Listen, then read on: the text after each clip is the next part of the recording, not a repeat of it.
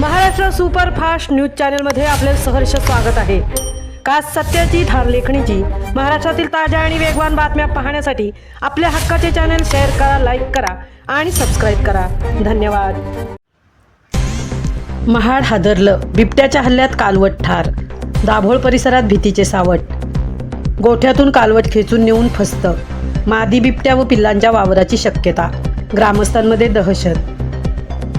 महाड तालुक्यातील दाभोळ खलाटी परिसरात बिबट्याच्या वाढत्या वावरामुळे नागरिकांमध्ये भीतीचे वातावरण निर्माण झाले असतानाच एका शेतकऱ्याच्या कालवटीवर बिबट्याने हल्ला करून तिला ठार केल्याची धक्कादायक घटना उघडकीस आली आहे।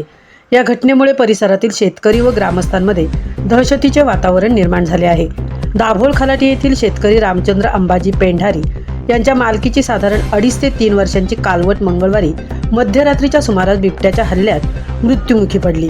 बिबट्याने थेट गोठ्यात प्रवेश करून कालवटीला बाहेर खेचून नेले आणि काही अंतरावर तिच्यावर हल्ला करून ठार केल्याचे प्राथमिक पाहणीतून समोर आले आहे। सकाळी ही घटना उघडकीस आल्यानंतर ग्रामस्थांनी घटनास्थळी मोठी गर्दी केली होती। गोठ्यापासून काही अंतरावरच कालवटीचा मृतदेह आढळून आला।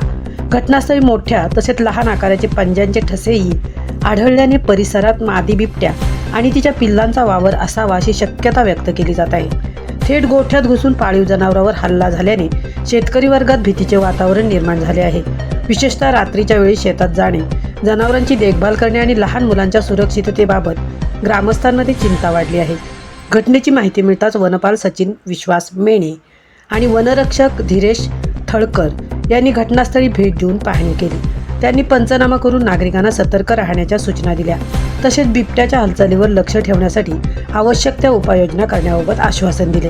दरम्यान ग्रामस्थांनी वनविभागाने परिसरात कॅमेरा ट्रॅप बसवावेत, नियमित गस्त वाढवावी, बिबट्याचा शोध घेण्यासाठी विशेष पथक नियुक्त करावे, तसेच भविष्यात मनुष्यहानी अथवा जनावरांवरील हल्ले टाळण्यासाठी तातडीने प्रतिबंधात्मक उपाययोजना राबवाव्यात अशी मागणी केली आहे। वनविभागाने नागरिकांना रात्रीच्या वेळी एकटे बाहेर न जाणे, जनावरे सुरक्षित व मजबूत गोठ्यात बांधणे, गोठ्याजवळ पुरेशी प्रकाश व्यवस्था ठेवणे, तसेच बिबट्याचा वावर अथवा पंजांचे ठसे आढळल्यास तात्काळ वनविभागाशी संपर्क साधण्याचे आवाहन केले आहे।